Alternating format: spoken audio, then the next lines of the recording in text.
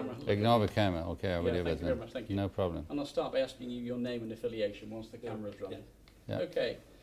So, Dr. Abrahamson, can I ask you your name and affiliation first, please? Yes, my name is Per-Anders Abrahamson. I am the Chairman Professor of Urology at Lund University, Malmö, Sweden. And I think you're the Secretary General of the EAU. Yes, since 2007, actually. Okay. Now, let me ask you then, I know that the EAU has recently made another pronouncement on early prostate cancer. Could you summarize it for me, please? Yes, it's somewhat different from what has been presented previously by any organizations in the world, because we are now more in favor of early detection of prostate cancer. And the reason for that is that we have new data coming out from the European randomized screening trial, but also some data coming out from a Swedish cohort of males being tested when they were only 40 years of age. And that has been stored in freezers for 30 years. So now, based on 20,000 males in the Malmö cohort, being very famous around the world, by the way, followed for 30 years, we have now detected more than 800 cancers. And it was clearly demonstrated in that study, but also in another Finnish study. If you have a very low baseline PSA when you are in young age, I mean around 40 to 45, the likelihood of being diagnosed later on during a lifetime with prostate cancer is very low. So what we are favoring in our statement, now published in European Urology, is to have a baseline PSA at the age of 45 if you have a family history of prostate cancer at the age of 40. And then, dependent on that baseline PSA level, you can then determine PSA every year or biannually or every 5 years. It depends on the level, the first level of PSA tested. Another thing is also what came out of the Swedish arm of the European randomized screening trial, because now we have more than 14 years of follow-up, and the number needed to screen in order to treat and to save lives is very significant in that Göteborg trial. And the key or rather the take-home message based on that trial is that we have a longer follow-up rather than the entire European randomized screening trial of 11 years. So the longer you follow these screening arms, you can find that you can reduce prostate cancer-specific deaths, and also overall survival will benefit out of screening or early detection of prostate cancer. So this is really a landmark statement, I would say, by our organization. Somewhat different from the Americans, because they launched screening for prostate cancer already in 1991.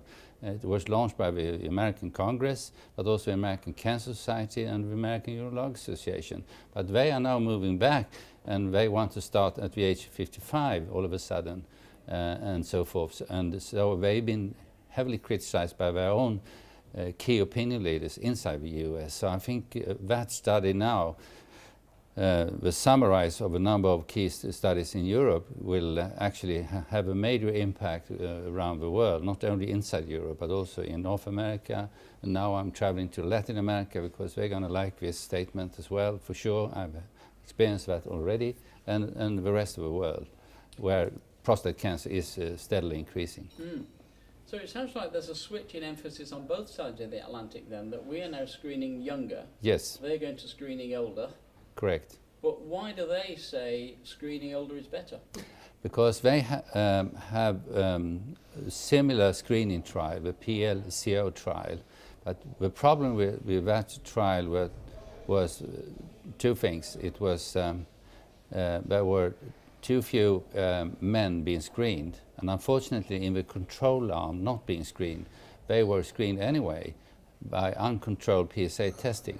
So there was a problem with contamination of the control arms, let's say. So this PLCO trial, I mean, it's obviously flawed by a number of critical points that can be raised. So no one will actually refer to that trial in the future for sure. So there's going to be only one trial in the world with a longer follow-up, and that's going to be the European randomized screening trial to rely on. Okay, now what level of PSA does a man need to have at the age 40 then to go into a screening program? To a screening program, if you are below 0.5 nanogram per mil, you are pretty much out of risk. If you have a level above 1 or even more so, 1.5 already at the age of 40, 45, then you are, of course, at higher risk. I mean, we are talking about 20 to 30 times higher risk of developing prostate cancer or being diagnosed with prostate cancer later on. So following PSA over time is the real strength of that blood test, actually. It's not one single test, but following that test over time in one single individual. That's the real take-home message. But to clarify, it's not random screening, it's men with a history of prostate cancer with a PSA of 1 or 1.5, something like that? Yes. Okay. So, over time, presumably, you hope this will save lives? It's going to save lives. It has already been proven in the Göteborg Swedish arm of the European randomized trial, but also overall, including all the centers across Europe involved in this European screening trial, it has also been proven.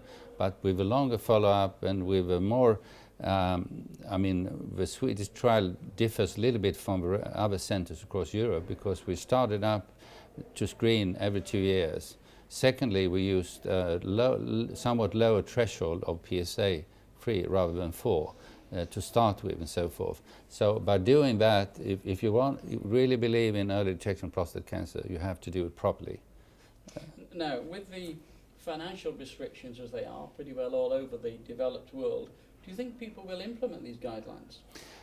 I think sooner or later they will. I'm not sure about all countries because we're struggling financially wise. I was actually in the European Parliament yesterday and presented the data now, advocating or at least favoring early detection of prostate cancer because it's not only going to save lives, but also it's going to reduce the number of patients with metastatic disease, and that is a real burden not only for the patient but also costly, very costly, because then we are dealing with very expensive drugs, especially the new drugs on the market presented here during this meeting, and that's going to be more expensive for our taxpayers rather than early detection, early treatment of prostate cancer. And also what was presented here this morning during this meeting is that imaging is truly improving. So by using magnetic resonance, MRI, we can already at this time divide those low-risk prostate cancers from medium and high-risk prostate cancer. In other words, discriminate those that shouldn't be treated upfront from those that should be treated aggressively by surgery or radiation therapy. Dr. Abrahamson, thank you very much. Thank you very much indeed. Excellent. No crystal ball? No crystal ball? No crystal ball for the no crystal ball. No. I've asked everybody else to look into their crystal ball and predict